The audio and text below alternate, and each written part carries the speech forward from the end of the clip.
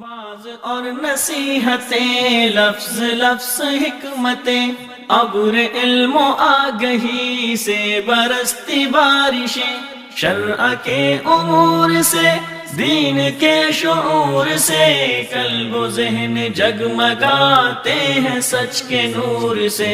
خطبہ جمعۃ المبارک،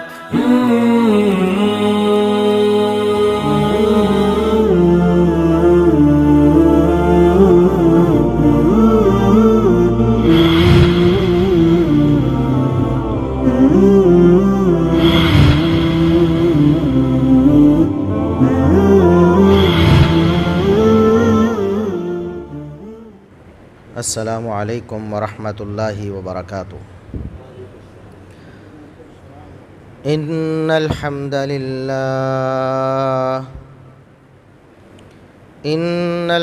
للہ نحمده ونستعینه ونستغفره ونعوذ باللہ من شرور انفسنا ومن سیئات اعمالنا، من يهده الله فلا مضل له ومن يضلل فلا هادي له، أشهد أن لا إله إلا الله وحده لا شريك له، وأشهد أن محمدًا عبده ورسوله۔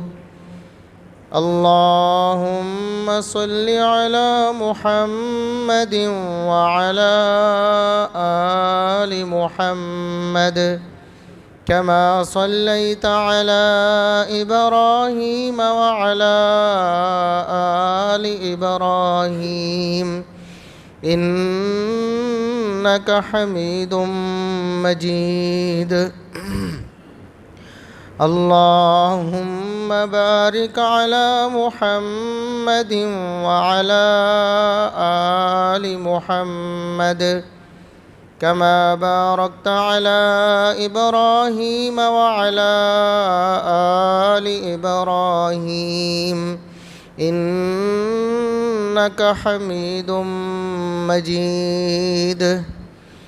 أما بعد، فيا أيها الناس، ألا إن خير الحديث كتاب الله، وخير الهدي هدي محمد صلى الله عليه وسلم، وشر الأمور محدثاتها، وكل محدثة بدعة، وكل بدعة ضلالة۔ أعوذ بالله السميع العليم من الشيطان الرجيم، من همزه ونفخه ونفثه، بسم الله الرحمن الرحيم۔ إن الذين يحبون أن تشيع الفاحشة في الذين آمنوا لهم عذاب أليم في الدنيا والآخرة، والله يعلم وأنتم لا تعلمون۔ انتہائی قابل احترام بزرگان دین، نوجوانوں اور میری معزز اسلامی ماں اور بہنوں، ہر قسم کی حمد و ثنا، تعریف و تنقید، تعریف و توصیف، کبریائی، بڑائی، رفعت و عظمت اللہ رب العزت کے لیے جو پوری کائنات کا خالق و مالک ہے۔ بے شمار لا تعداد بے حد و حساب درود و سلام پیغمبر آخر الزماں، محسن انسانیت، محسن کائنات، جناب محمد الرسول اللہ صلی اللہ علیہ وسلم کی ذات اقدس پر اللہ رب العزت نے اس کائنات میں انسانیت کی تخلیق فرمائی، اس کی ابتدا ہمارے باپ سیدنا آدم علیہ السلام سے ہوئی۔ پھر اللہ رب العزت نے ان کی زوجہ محترمہ ہماری سب انسانوں کی ماں سیدہ حوا علیہ السلام کو پیدا فرمایا۔ اس تخلیق میں اللہ رب العزت نے فطرت میں ہی شرم و حیا رکھ دیا تھا۔ آپ کو یاد ہے، آپ نے بار بار یہ واقعہ سنا ہوگا، قرآن کریم میں کئی دفعہ اللہ رب العزت نے اس واقعے کو ذکر کیا کہ آدم علیہ السلام اور ان کی زوجہ محترمہ سیدہ حوا علیہ السلام نے جب وہ دانہ چکھ لیا تھا جس درخت کے قریب جانے سے منع کیا گیا تھا، تو اللہ رب العزت نے انہیں بے لباس کر دیا۔ اس وقت جنت میں صرف 2 ہی فرد تھے، آدم اور ان کی زوجہ حوا علیہ السلام۔ انسان تو اور تھا ہی کوئی نہیں، 2 ہی انسان تھے اور وہ دونوں جنت میں تھے، اور وہ دونوں میاں بیوی تھے جن کے بارے میں اللہ رب العزت نے قرآن میں بتایا ہے کہ وہ آپس میں ایک دوسرے کا پردہ ہیں، ایک دوسرے کا لباس ہیں۔ اس کے باوجود چونکہ فطرت میں ایک بات رکھی تھی، جیسے ہی ان کے لباس اترے ہیں جنت کے تو فوراً آدم علیہ السلام اور حوا علیہ السلام اپنے جسم کو درختوں کے پتوں سے ڈھانکنے لگے، درختوں کے پتے لے کر اپنے جسموں کے اوپر لگانے لگے کہ ہم بے لباس نہ رہ جائیں۔ یہ وہ فطرت ہے جو اللہ رب العزت نے انسانوں میں رکھی ہے۔ اگر کوئی شخص اس کو مسخ کر لے اپنی سیاہکاریوں اور بدعمالیوں کی وجہ سے، پھر وہ فحاشی اور عریانی کو پسند کرے گا، لیکن اگر کوئی فطرت سلیمہ پر ہے، جیسے اللہ رب العزت نے پیدا کیا ہے، اس کی فطرت مسخ نہیں ہوئی، تو وہ کبھی بھی فحاشی اور عریانی کو پسند نہیں کرے گا۔ کتنا بڑا سبق ہے اللہ رب العزت نے قرآن میں ذکر کیا ہے کہ جب ان کے جسم بے لباس ہوئے تو انہوں نے جنت کے درختوں کے پتوں سے اپنے جسموں کو ڈھانپنا شروع کر دیا۔ لیکن جیسے جیسے پھر انسان کی فطرت مسخ ہوتی چلی جاتی ہے تو وہ اللہ رب العزت کی شریعت سے دور ہوتا چلا جاتا ہے۔ یہی وہ فطرت تھی جسے اللہ رب العزت نے بعد میں شریعت کی صورت میں نازل فرما دی۔ اس وقت کوئی حکم ایسا نازل نہیں ہوا تھا۔ قرآن میں صاف صاف ذکر ہے کہ اللہ نے پیدا کیا اور جنت میں ان کو رہنے کے لیے چھوڑ دیا۔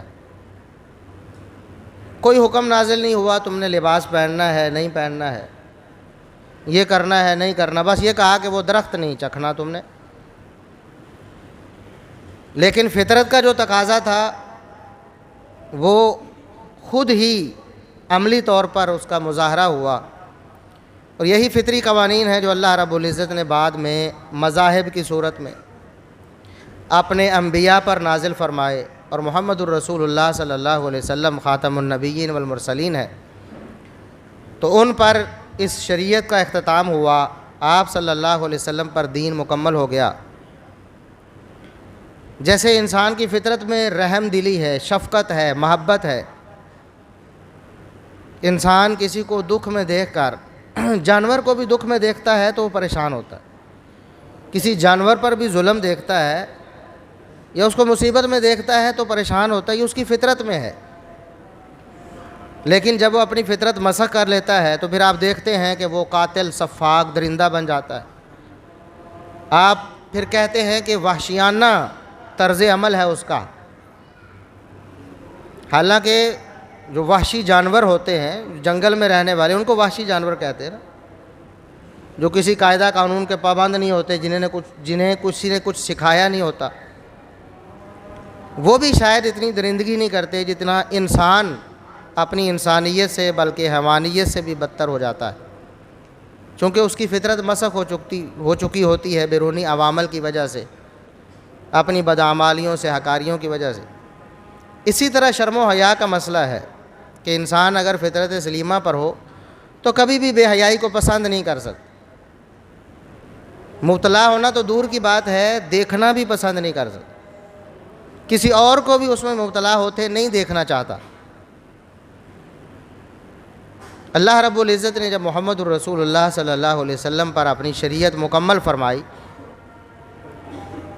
تو پہلے سے اور کچھ احکام زائد بھی نازل فرمائے جو موسیٰ و عیسیٰ علیہ السلام کی شریعت میں تھے، اس سے پہلے انبیاء کی شریعت میں تھے، اس سے کچھ زائد احکام بھی اللہ رب العزت نے محمد الرسول اللہ صلی اللہ علیہ وسلم پر نازل فرمائے۔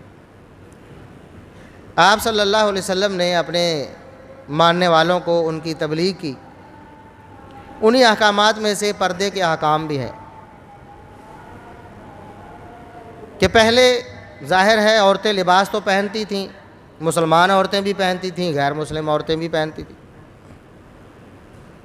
لباس پہننے کے باوجود بھی کچھ اور احکام نازل ہوئے کہ تم نے اپنے پردے کو اور مضبوط کرنا ہے، اپنے جسم کو اور ڈھانپنا ہے۔ چنانچہ ان احکامات کی روشنی میں عورت مکمل اس کا پورا جو جسم ہے وہ اللہ رب العزت نے اس کو غیروں کے سامنے ڈھانپنے کا حکم دیا۔ سورہ نور میں احکامات نازل ہوئے، سورہ احزاب میں اللہ رب العزت کے احکامات نازل ہوئے، تو پردے کے احکام مسلمانوں پر لاگو ہو گئے۔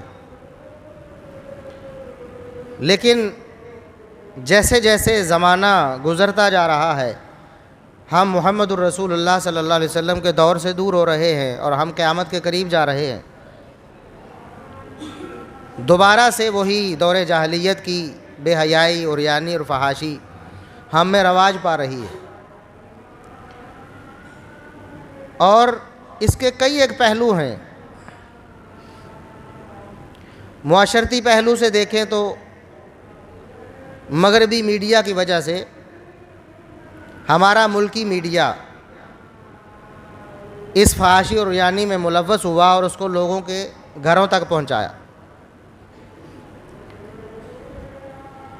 لوگوں کا مائنڈ سیٹ چینج کیا۔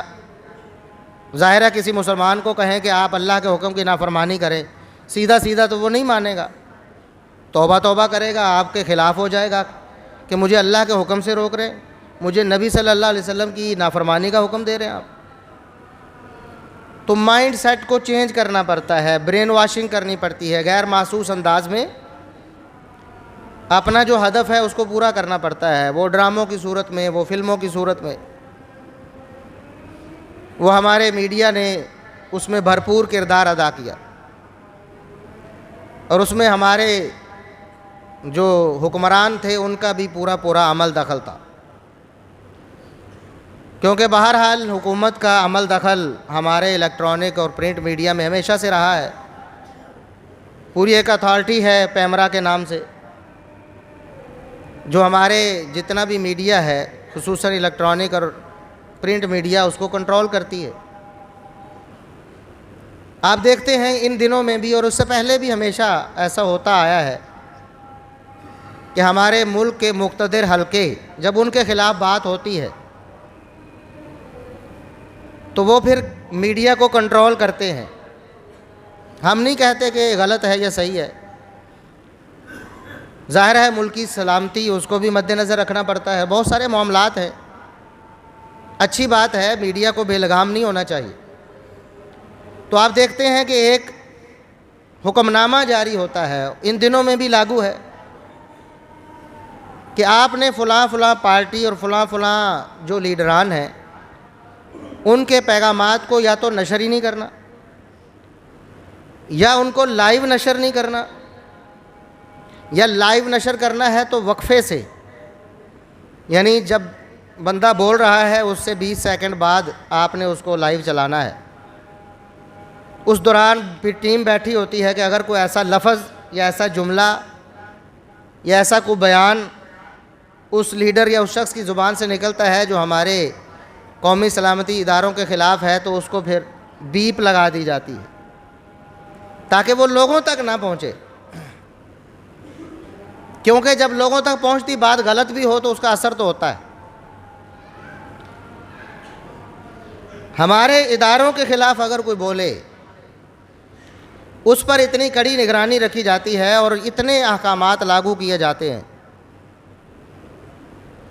لیکن اللہ اور اس کے رسول صلی اللہ علیہ وسلم کے احکامات، آپ کے دین اور آپ کی شریعت کے خلاف سب کچھ ہوتا رہے تو ہمارے حکمران اور ہمارے ادارے اس پر حرکت میں نہیں آتے. آپ نے دیکھا ہے کہ اس ایک دہائی میں ہماری نوجوان نسل، نوجوان کو کیا کہنا ہے، بچے ہیں، جوان ہیں، بوڑھے ہیں، سبھی اس قدر فحاشی اور یعنی کے دل دادا ہوئے ہیں کہ شاید پوری تاریخ میں اس کی کوئی مثال نہیں ملتی. اور اس میں زیادہ جو کردار تھا وہ ہمارے میڈیا کا تھا کہ میڈیا ذہن سازی کرتا ہے، میڈیا لوگوں کے ذہنوں کو بناتا ہے، ان کی سوچ کے زاویے بدلتا ہے. جو کچھ ان کے ذہن میں ڈالنا ہوتا ہے وہ ڈالتا ہے، جو نکالنا ہوتا ہے نکالتا ہے. تو ڈراموں کی صورت میں، فلموں کی صورت میں، اور یہ سب کچھ ریکارڈڈ ہوتا ہے، ان میں سے کچھ بھی لائیو نہیں چل رہا ہوتا. اور اس کو کنٹرول کرنا تو بہت آسان. کوئی فلم ہے تو ظاہر ہے اس کی نمائش سے پہلے یا اس کے لوگوں کے سامنے آنے سے پہلے باقاعدہ طور پر پیمرا سے منظوری ہوتی ہے، ادارے ہیں باقاعدہ اس کو چیک کرتے، لیکن ان اداروں کی طرف سے وہ اپروو ہو کر بعد میں لوگوں کے پاس جاتی ہے اور اس میں فحاشی ہے، عریانی ہے، بے حیائی ہے. ڈرامے ہیں ہمارے جو معتبر ٹی وی چینلز پر چلنے والے، قومی ٹی وی چینلز جنہیں کہتے ہیں، ہمارا قومی میڈیا ان کو دکھاتا ہے، لیکن اس پر کسی کو کوئی تشویش نہیں ہوتی. بلکہ آپ کو یاد ہوگا ساری حکومتیں ہی ایسا کرتی ہیں. پچھلی حکومت نے بھی آتے ہی باوجود ملک پر بہت کڑا وقت ہونے کے، انہوں نے کہا کہ ہم سینماؤں اور اس طرح کے دیگر جو ادارے ہیں جو اس طرح کی انٹرٹینمنٹ دیتے ہیں، ہم ان پر انویسٹ کریں گے، ہم خرچ کریں گے، ہم ان کو اٹھائیں گے اور ہم اپنی جو فلم انڈسٹری ہے اس کو بہتر کر کے انڈیا کے مقابلے میں لائیں گے. ان کی جو فحاشی اور عریانی ہے اس کا ہم مقابلہ اپنی فحاشی اور عریانی سے کر کے ان سے آگے بڑھنے کی کوشش کریں. اب یہ کتنی قابل تشویش بات ہے، اور یہ ساری حکومتوں میں ایسا ہوتا ہے.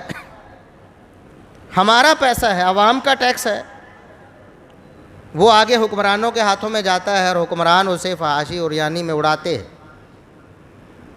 بھی میں ایک مسلمان ہوں، اللہ اور اس کے رسول صلی اللہ علیہ وسلم کا ماننے والا ہوں، میں فحاشی اور عریانی کو پسند نہیں کرتا، میں اس کو پروموٹ نہیں کرنا چاہتا، میں اس کے خلاف ہوں.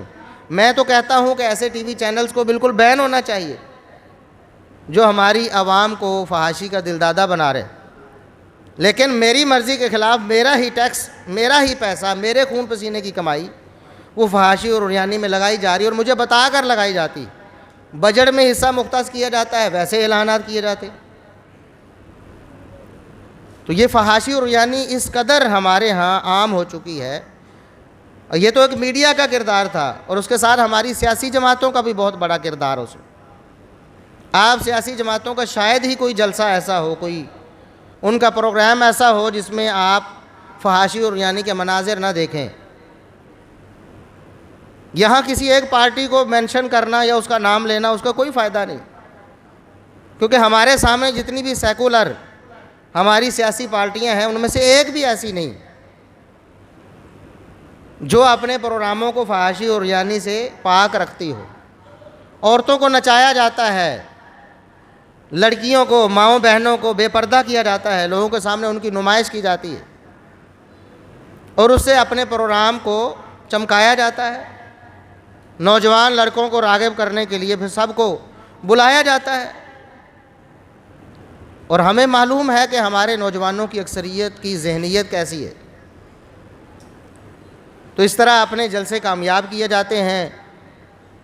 سیاسی ہماری جو جماعتیں ہیں اس میں باقاعدہ طور پر خواتین کو نمائندگی دی جاتی۔ دیکھیں اسمبلی میں کسی خاتون کی نمائندگی ہونا یہاں زیر بحث نہیں ہے، وہ تو پردے میں رہ کر بھی نمائندگی کر رہی ہیں خواتین۔ آپ کی اسمبلی میں کتنی خواتین ایسی آپ کو نظر آئیں گی جو بالکل مکمل باپردہ ہیں اور وہ اپنا کام کر رہی ہیں، لیکن باقاعدہ طور پر ایک پوری پلاننگ کے تحت عورتوں کو اس طرح سے لایا جاتا ہے کہ اس سے فحاشی اور عریانی کو فروغ ملتا ہے۔ اور کچھ ہمارا مذہبی طبقہ بھی پھر اس میں ملوث ہو گیا۔ انہوں نے کہا کہ ہم کیوں پیچھے رہیں، اور ان کا کردار سب سے زیادہ بھیانک ہے، کیونکہ وہ اسلام کے نام لیں، وہ مذہب کے نام پہ ایسا کر رہے ہیں، وہ اسلام کی بدنامی کا سبب بن رہے ہیں کہ ایک عبادت کو لے کر اس میں فحاشی اور عریانی کو مکس کر کے لوگوں کو جمع کر رہے ہیں، اور کیا پیغام دے رہے ہیں دنیا کو کہ اسلام کا یہ چہرہ ہے۔ آپ نے دیکھا ہوگا بڑی کئی ایک نعت پڑھنے والی، نعتیں پڑھنے والی جو خواتین متعارف ہو گئی ہیں، پورا میک اپ کر کے لوگوں کی نظروں میں، اب یہ کہ اس کو کیا نام دیا جائے، یہ فحاشی اور عریانی نہیں تو اور کیا ہے۔ نعت پڑھ رہی ہیں، محمد الرسول اللہ صلی اللہ علیہ وسلم کا نام لے رہی ہیں، اپنے آپ کو مسلمان کہہ رہی ہیں، جبکہ محمد الرسول اللہ صلی اللہ علیہ وسلم کا اسوہ اور طریقہ کیا ہے کہ عورتیں تو عورتیں ہیں، خود آپ صلی اللہ علیہ وسلم سب سے کامل مرد ہیں انسانیت میں سے، محمد الرسول اللہ صلی اللہ علیہ وسلم، آپ سے کامل مرد تو کوئی نہیں۔ اس کے باوجود صحابی بیان کرتے ہیں کہ رسول اللہ صلی اللہ علیہ وسلم اتنے شرم و حیا والے تھے کہ گھروں میں جو جوان لڑکیاں گھروں میں بھی پردے میں یہ عربوں کا ایک ماحول اور رواج تھا، ان کے اندر غیرت تھی، شرم و حیا اتنی کوٹ کوٹ کر بھری ہوئی تھی کہ ایک خاتون لڑکی ہے، جوان ہوئی ہے، وہ اپنے گھر میں بھی الگ پردے میں رہتی تھی۔ یہ ان کا ایک رواج تھا، یہ کوئی پابندی ہمارے اسلام نے نہیں لگائی، عربوں کے ہاں ایک رواج تھا کہ ایک جوان لڑکی اپنے گھر میں بھی خاص پردے میں رہتی تھی۔ تو صحابی بیان کرتے ہیں کہ رسول اللہ صلی اللہ علیہ وسلم اس گھر میں رہنے والی جوان لڑکی جو اپنے گھر میں بھی خاص پردے میں رہتی اس سے بھی زیادہ حیادار تھے۔ اس قدر شرم والے، اس قدر حیا والے آپ صلی اللہ علیہ وسلم کا شرم و حیا، آپ صلی اللہ علیہ وسلم کا ہاتھ کبھی غیر محرم عورت کو نہیں لگا ہے، آپ کے ہاتھ نے کبھی غیر محرم عورت کو نہیں چھوا ہے، اس قدر حیا والے، اور ان کا نام لے کر، ان کی نعت پڑھ کر لوگوں میں فحاشی اور عریانی پھیلائی جا رہی۔ پھر ہم دیکھتے ہیں میلاد کی مجلسوں اور محفلوں میں خواتین شریک ہوتی ہیں اور باقاعدہ میک اپ کر کے، اب یہ فحاشی اور عریانی کو فروغ دینا نہیں تو کیا ہے۔ اسی طرح اور بھی کئی قسم کے جلسے اور جلوس ہیں ہمارے مذہبی، محرم الحرام میں بھی ایسے مناظر دیکھنے میں آتے ہیں۔ تو مذہب کے نام پر جب ایسا کیا جاتا ہے تو لوگوں کے ذہن میں یہ بات راسخ ہو جاتی ہے کہ یہ کوئی گناہ نہیں، گناہ ہو تو فلاں مذہبی جو لیڈر ہے وہ کیوں ایسا کر رہا ہو، اس کی زیر نگرانی ایسا کیوں ہو رہا ہو۔ لوگ تو پھر دلیر ہو جاتے ہیں، اور پھر وہ لوگ کہتے ہیں کہ اگر یہ ہمارے مذہبی لیڈر جنت میں چلے گئے تو ہم تو پھر بھاگ کر ہی چلے جائیں گے۔ حالانکہ یہ کوئی دلیل نہیں ہے۔ کوئی بھی انسان کتنا بڑا لیڈر مذہبی رہنما ہو، اس سے بھی غلطی اور خطا ہو سکتی ہے۔ ہم بطور مسلمان رسول اللہ صلی اللہ علیہ وسلم کے فرامین کے پابند، آپ کے دین کے پابند ہیں، لیکن انسان کی فطرت ہے نا، جب بڑوں کو دیکھتا ہے، بڑے رہنما کو دیکھتا ہے تو وہ اس گناہ کو، اس کی قباحت کو ختم کر دیتا۔ وہ کہتا ہے کہ اگر اس نے کیا ہے تو میں پھر کیوں نہ کروں، وہ بخشا جائے گا تو میں بھی بخشا جاؤں۔ حالانکہ نہ اس کے بخشے جانے سے آپ نے بخشے جانا ہے، نہ اس کے پکڑے جانے سے آپ نے پکڑے جانا، اس کا اپنا حساب ہونا ہے، آپ کا اپنا حساب ہونا ہے۔ ہو سکتا ہے اللہ رب العزت کسی کو توبہ کی توفیق دے دے اور بغیر توبہ کوئی چلا جائے، جس کو توبہ کی توفیق مل گئی وہ اللہ کے ہاں سرخرو ہو جائے گا، اور جو بغیر توبہ چلا گیا وہ اپنے اس بد عمل کی جو سزا ہے وہ جہنم میں کاٹے گا۔ تو ہمارے لیے کوئی بھی مذہبی لیڈر سوائے محمد الرسول اللہ صلی اللہ علیہ وسلم کے وہ دلیل اور حجت نہیں ہے۔ تو یہ فحاشی اور عریانی اب اپنے عروج پر ہے، اب یہ ہمارے سنبھالنے سے سنبھل نہیں رہی ہے۔ پھر لوگ پریشان ہوتے ہیں، بعد میں روتے ہیں، ہماری ناک کٹ گئی ہے، ہمارا خاندان بدنام ہو گیا ہے جی، ہم تو سر اٹھانے کے قابل نہیں رہے جی، ہماری بہن بیٹی نے یہ کر دیا ہے وہ کر دیا ہے۔ جب آپ اس کو ماحول ہی ایسا دیں گے، جب آپ فحاشی اور عریانی کو کنٹرول نہیں کریں گے، آپ کے گھر میں میڈیا بھی بے لگام ہے، وہ تو ہے ہی بے لگام نا، آپ نے بھی اس پر کوئی قدغن نہیں لگائی ہے، کوئی ریسٹرکشن نہیں ہے آپ کی طرف سے، آپ کی اولاد کیا کر رہی ہے، آپ کے بہن بھائی کیا کر رہے ہیں۔ جب آپ نے کھلی چھٹی دی ہوئی ہے تو پھر اس کا نتیجہ تو نکلے گا نا۔ بھائی دیکھیں دنیا میں کتنا بھی کوئی شخص سلیم الفطرت ہو، ماحول اس پر اثر کرتا ہے۔ ایسے ہی نہیں تو رسول اللہ صلی اللہ علیہ وسلم نے مجلس اور ہم نشینوں کی بڑی مثال بیان کی۔ ایک تو آپ صلی اللہ علیہ وسلم نے فرمایا کہ المرء مع من احب، بندہ جس کو پسند کرتا ہے اسی کے ساتھ اس کا انجام بھی ہونے والا ہے۔ اچھے لوگوں کو پسند کرتا ہے، دیندار لوگوں کو پسند کرتا ہے، اسلام پسندوں کو پسند کرتا ہے، تو اس کا حشر بھی اسلام پسندوں کے ساتھ ہوگا۔ کیوں؟ کہ جن سے وہ محبت کرتا ہے ان کے ساتھ اٹھتا بیٹھتا ہے، انہی کے اطوار انہی کے انداز اپناتا ہے، تو ظاہر انجام بھی ویسا ہی ہونے والا ہے۔ بروں کے ساتھ اس کا اٹھنا بیٹھنا ہے، اس کی محبت، اس کا میل جول اگر بروں کے ساتھ ہے تو ظاہر ہے وہ بروں سے متاثر ہوگا، برے کاموں میں پڑے گا، اور اس کا انجام بھی ایسا ہی ہونے والا ہے۔ پھر ایک مثال آپ صلی اللہ علیہ وسلم نے بیان فرمائی کہ اچھے شخص اور نیک شخص کے پاس آپ بیٹھتے ہیں نا، تو گویا کہ آپ کسی خوشبو والے کے پاس بیٹھے ہیں، اس کی خوشبو کی دکان ہے، اس کا سٹال ہے، آپ اس کے پاس جا کے بیٹھتے ہیں، اس کے ساتھ آپ کی دوستی ہے، تو وہ آپ کو خوشبو لگا دے گا کہ بھائی آئے ہو تو چلو یہ لگاؤ، چیک کرو کیسی خوشبو ہے، تو بہانے سے ہی آپ کے بغیر ارادے کے، بغیر کچھ خرچ کیے آپ کو خوشبو مل جائے گی، آپ خوشبودار ہو جائیں گے۔ اور اگر ایسا نہیں ہوتا، وہ آپ کو خوشبو نہیں لگاتا اور آپ اس سے مانگتے بھی نہیں، تو جتنی دیر اس ماحول میں بیٹھے ہیں تو کم از کم خوشبو آپ کی روح کو معطر تو کرتی رہے گی نا، اتنی دیر آپ اس ماحول میں بیٹھ کے خوشگواری کا احساس کرتے رہیں گے۔ اور جو برے لوگ ہیں، برے لوگوں کی مجلس ہے، ان کی ہم نشینی ہے، اس کی مثال آپ صلی اللہ علیہ وسلم نے فرمایا جیسے ایک بھٹی والا ہو۔ اب یہ بطور مثال فرمایا، اس کا یہ مطلب نہیں کہ وہ بھٹی یہ جو لوہار ہیں وہ دہکاتے ہیں، اس سے کام کرتے ہیں، وہ کوئی برا کام ہے۔ مثال بیان فرمائی کہ وہاں بیٹھنے والا، آپ اچھے سوٹ میں ملبوس ہو کر، اچھے کپڑے پہن کے وہاں جا کے بیٹھ جاتے ہیں اس کے پاس، بھٹی والے کے پاس، تو یا تو آپ کو کوئی داغ لگے گا، کوئی تنکا اڑ کر آپ کے کپڑوں پہ آپ کو جلائے گا، یا کم از کم آپ کو کوئی اور نقصان نہ ہو، تو وہاں کا دھواں اور وہ جو ایک خاص بدبو ہوتی ہے وہ تو آپ کو آئے گی نا، اتنی دیر آپ کوفت میں رہیں گے۔ یہی مجلس اور محفل کی مثال ہے کہ جیسے لوگوں کے ساتھ آپ کا اٹھنا بیٹھنا ہے، جن لوگوں کے ساتھ آپ کا تعلق ہے، وہ آپ کو متاثر کرتے ہیں، اثر ہوتا ہے، لازمی طور پر اثر ہوتا ہے، تھوڑا ہو یا زیادہ ہو، مجلس اور محفل کا اثر ہوتا ہے۔ تو ہمارے ہاں اس طرح کے معاشرے میں ایسے مجالس اور محافل ہیں اور ایسا ماحول ہے، اور پھر یہ جو ورچوئل ماحول ہے نا، اس کا تو حساب ہی نہیں، ہمارے عام ماحول سے بھی بہت زیادہ اثر اس کا ہوتا ہے۔ اگر آپ کسی کے ساتھ بیٹھے بات کر رہے ہیں، کوئی تیسرا بندہ آتا ہے تو آپ سر اٹھا کے دیکھتے،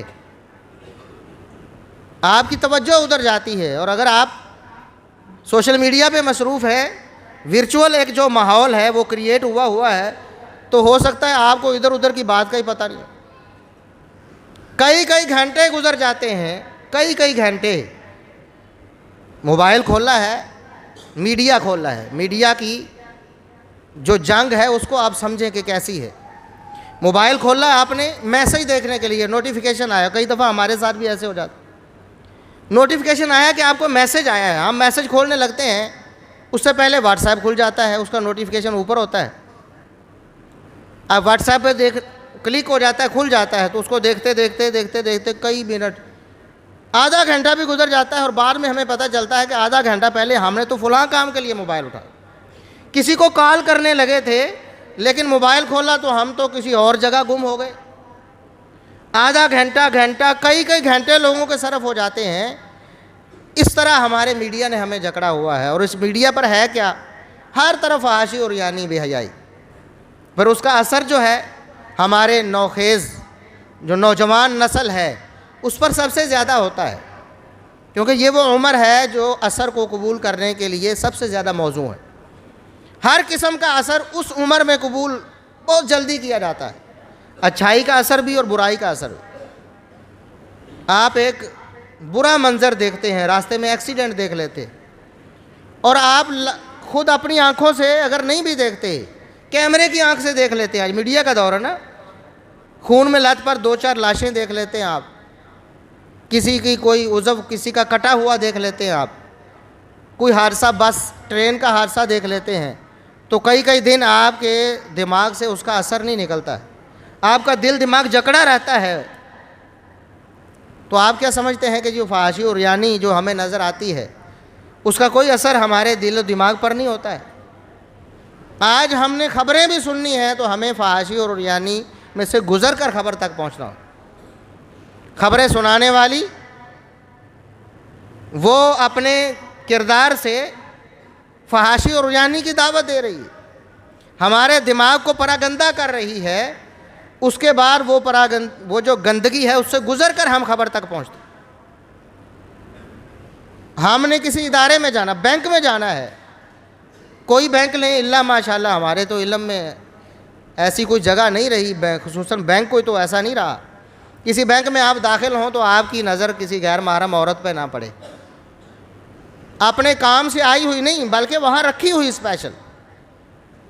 بھئی بینک میں مرد بھی تو کام کر سکتے ہیں نا، لیکن وہاں سجا کر میک اپ کروا کر ایک لڑکی کو بٹھایا، زیادہ لڑکیوں کو بٹھانا ہے، اس کا مقصد کیا ہے؟ آپ اسکول کالج یونیورسٹی میں چلے جائیں، حتیٰ کہ سرکاری اداروں میں چلے جائیں، آپ کو فحاشی اور یعنی کے بہت سارے مناظر ملے. اسکولوں کی تو بات چلو پھر بھی کسی طور پر کم ہوگی، کالج اور پھر اس کے بعد یونیورسٹیاں، وہ تو فحاشی اور یعنی کا گھر بنی ہوئی ہیں. لیکن ہمیں بطور مسلمان نہ اس پر کوئی شرمندگی ہے، نہ ہم غیرت کھاتے ہیں اس پر. وہ اکبر الہ آبادی نے کہا تھا، اس دور میں تو ہماری غیرت زیادہ ہوتی تھی اور فحاشی اور یعنی بھی کم ہوتی تھی. وہ اس کے مشہور اشعار ہیں نا اکبر الہ آبادی کے، اسلامی ایک شاعر تھا. اس نے کہا کہ میری نظر بازار میں چلتے ہوئے چند بیویوں پر پڑی، چند بیویوں پر، زیادہ پر نہیں، چند بیویوں پر. تو اس نے کہا کہ میں تو پھر قومی غیرت کی وجہ سے زمین میں گڑ گیا، پھر قومی غیرت کی وجہ سے چند بیویاں بے پردہ دیکھ کر میں غیرت قومی کی وجہ سے زمین میں گڑ گیا. ہمارا کیا حال ہے؟ ہمارے تو بازار بھرے ہوئے ہیں، ہمارے گلی محلے بھرے ہوئے، ہمارے جلسے بھرے ہوئے ہیں، ہمارا میڈیا بھرا ہوا ہے ایسی خواتین سے جو ہماری ماں بہنیں بیٹیاں ہیں، جو کہ اس کام میں ملوث ہیں، اور خود ہم اس کے ذمہ دار ہیں، مرد حضرات. وہ اکبر نے بھی کہا تھا نا کہ میں نے ان بیویوں سے پوچھا بھئی کیا ہوا، تمہارے پردے کا کیا بنا؟ پردہ جو تمہارے سر پہ ہوتا تھا آج کہاں گیا ہے؟ تو انہوں نے آگے سے جواب دیا کہ وہ مردوں کی عقل پہ پڑ گیا ہے، مردوں کی عقل پہ پردہ پڑ گیا ہے، اس لیے ہم بے پردہ ہو گئیں. اور حقیقت بھی یہی ہے. شریعت کی اصطلاح میں محمد الرسول اللہ صلی اللہ علیہ وسلم کے فرامین کی روشنی میں ایسے شخص کو دیوس کہا گیا ہے، بے غیرت کہا گیا ہے، جس کے گھر کی خواتین بے پردگی اور بے حیائی اور یعنی فحاشی میں ملوث ہو جائے. لیکن ہمیں تو پرواہ نہیں، الا ماشاءاللہ 100 میں سے شاید کوئی 1-2 گھرانے بچے ہوں گے آج کے دور میں، ورنہ سارے گھرانوں کے سارے مرد دیوس بن چکے ہیں. اور جب برائی عام ہو جاتی ہے نا تو اس کی قباحت بھی ختم ہو جاتی ہے، ہمارے دلوں میں ختم ہو جاتی ہے. جب چند بیویاں نظر آتی تھیں تو ہم غیرت قومی سے زمین میں گڑتے تھے، لیکن جب اب ہمیں عام نظر آتا ہے سب کچھ تو یہ تو ایک روٹین بن گئی ہے نا. ہم بازار میں نکلتے ہیں، ہم گلی میں نکلتے ہیں، محلے میں نکلتے ہیں، میڈیا کھولتے ہیں تو ہمیں بیویاں نظر آتی ہیں اور سب بے پردہ ہوتی ہیں. تو ہمیں کبھی بھی کوئی نہ غیرت آتی ہے، نہ ہمیں کو ہمارے دین اور شریعت کے احکامات یاد آتے ہیں. ہم تو اس کے گویا رسیا ہو چکے ہیں اس میڈیا کے. اب نوجوان ہوں یا بچے ہوں یا بوڑھے ہوں، کیا تفریق ہے؟ موبائل کھولا ہے تو سب ہی دیکھ رہے ہیں، سب ہی دیکھ رہے ہیں.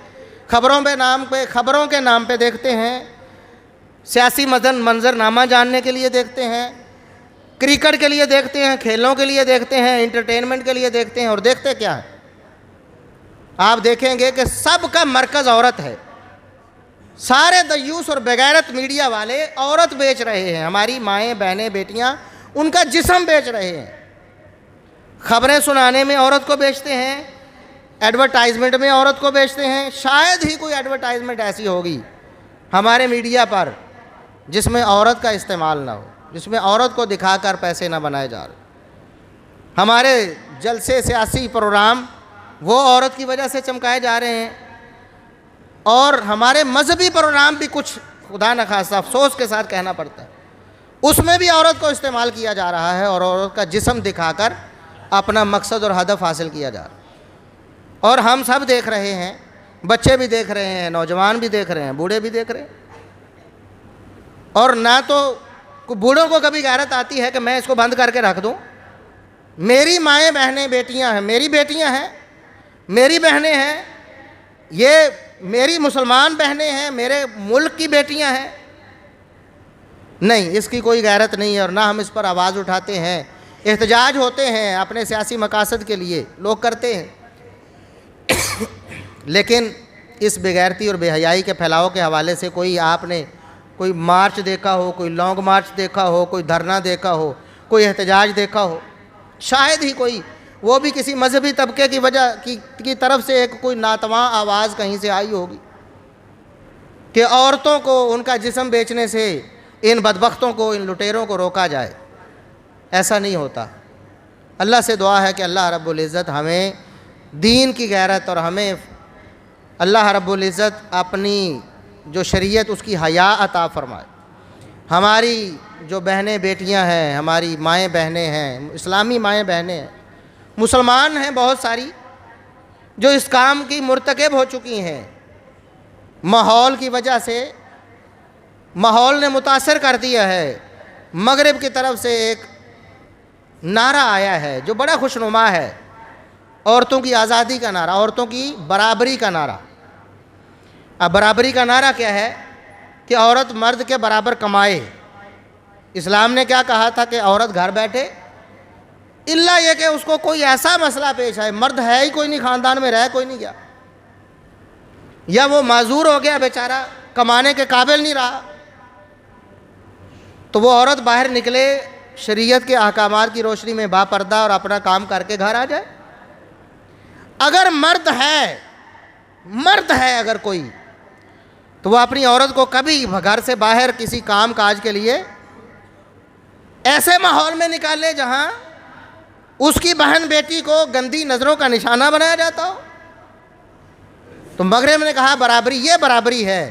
عورت گھر کی ملکہ بن کر یا شہزادی بن کر اپنے حقوق اسلام کی روشنی میں زبردستی حاصل کرتی تھی کہ یہ حق ہے. نان نفقہ، کھانا پینا، علاج معالجہ، چھت رہائش عورت کا بنیادی اس کا حق ہے اور یہ مرد نے پورا کرنا ہے. لیکن مغرب نے کیا کرا؟ عورت برابر ہے، یعنی عورت بھی برابر کمائے، یعنی بچے بھی جنے. اب دیکھیں اس حالت میں کوئی عورت کما سکتی، اس طرح کام کر سکتی؟ نہیں. لیکن عورت کو مجبور کیا گیا کہ تم برابر ہو، مرد بچہ نہیں جنے گا، تم بچہ بھی جنو گی، برابر کا کام بھی کرو گی. عورت برابر ہے. اسلام نے کہا، ہمارے دین نے کہا کہ عورت گھر بیٹھے اس کو سب کچھ ملے گا. اسے کہا گیا نہیں، تم برابر ہو، ذلیل ہو تم راستے میں، تم سڑکوں پہ بھاگو دوڑو، اپنی جان قربان کرو، اپنا سب کچھ، اپنی عزت اور غیرت بھی قربان کرو، اپنا نازک جسم ان پتھروں پر رو لو، تم تم برابر ہو۔ اسلام نے کہا تھا کہ عورت ماں کی صورت میں اس کے قدموں میں جنت ہے۔ مرد مضبوط ہوتے ہیں نا، باہر جاتے ہیں بہت کچھ سہتے ہیں، مرد بہت کچھ برداشت کرتے ہیں اپنے بیوی بچوں کے لیے، اپنے خاندان کے لیے، گالیاں برداشت کرتے ہیں، بے عزتی برداشت کرتے ہیں، اداروں میں، محکموں میں، فیکٹریوں میں سب کچھ برداشت کرتے ہیں اپنے بیوی بچوں کے لیے، اپنی خواتین کے لیے، عزت مآب خواتین کے لیے۔ عورت میں اتنا حوصلہ نہیں ہے، اللہ نے نازک بنایا ہے۔ شیشے کے برتن کسی کارٹن میں پیک ہیں، لکھا ہوتا ہے کہ اس کارٹن کو کیسے ہینڈل کرنا ہے، آپ نے عام سامان کی طرح اسے نہیں رکھنا ہے۔ اب اگر کہا جائے کہ نہیں تو برابر ہونا چاہیے، اسٹیل کے برتن اور شیشے کے برتن ایک ہی طرح پھینکنے چاہیے، ایک ہی جگہ سٹور کرنے چاہیے، ایک ہی طریقے سے ہینڈل کرنے چاہیے، تو بتائیں خرابی آئے گی کہ نہیں؟ محمد الرسول اللہ صلی اللہ علیہ وسلم نے فرمایا تھا، یہ ہمارا دین ہے، یہ ہمارا اسلام ہے جس نے ہمیں یہ تعلیم دی ہے۔ آپ صلی اللہ علیہ وسلم کو ایک دفعہ حادثہ پیش آ گیا، سواری سے آپ صلی اللہ علیہ وسلم گر گئے، آپ کی زوجہ محترمہ بھی ساتھ تھیں، آپ گرے ہیں، صحابہ بھاگ کر آئے تو آپ صلی اللہ علیہ وسلم نے فرمایا آرام سے بھئی، آرام پہ، آرام سے، سواری پر میرے ساتھ میری زوجہ بھی ہیں، اور عورتوں کو اللہ رب العزت نے شیشے کی طرح نازک بنایا ہے، بڑا سنبھال کے ان کی احتیاط کرو، دیکھو یہ شیشے ہیں، آبگینے ہیں، ان کی حفاظت ہمارے ذمے ہے، ان کو رولنا، ان کو بے آبرو کرنا، ان کو گلی محلوں میں گھسیٹنا، یہ ہماری غیرت کے منافی ہے۔ لیکن آج ہماری غیرت ختم ہو چکی ہے اور ہم بے حیائی کے دلدادہ ہو چکے ہیں، اور اس اثر کی وجہ سے جب میڈیا کا اثر آتا ہے پھر ہم اپنے گھر پر بھی کنٹرول کھو دیتے ہیں۔ ہماری بہن بیٹیاں جب دیکھتی ہیں عورت آزاد ہو رہی ہے، باہر نکل رہی ہے، وہ بھی پھر باہر نکلتی ہیں، پھر ہم روتے ہیں، پھر ہم پریشان ہوتے ہیں، پھر ہم کہتے ہیں ہماری ناک کٹ گئی، دین برباد ہوا، ہمیں کوئی اس پر ملال نہیں ہوا، شریعت کو پامال کیا گیا، ہمیں کوئی ملال نہیں ہوا، ہماری ناک کٹی ہے نا، ہماری اجازت کے بغیر اس نے شادی کر لی ہے، کورٹ میرج کر لی، پھر ہماری غیرت، پھر غیرت کے نام پہ قتل کرنے کے لیے دوڑتے ہیں۔ پہلے بے غیرت کیوں بنے ہوئے تھے؟ جب اپنا ماحول ایسا بنایا تھا، جب انہیں دکھایا ایسا کچھ تھا۔ اللہ سے دعا ہے کہ اللہ رب العزت ہمیں غیرت عطا فرمائے اور ہمیں شرم و حیا سے نوازے۔ وآخر دعوانا ان الحمد للہ رب العالمین۔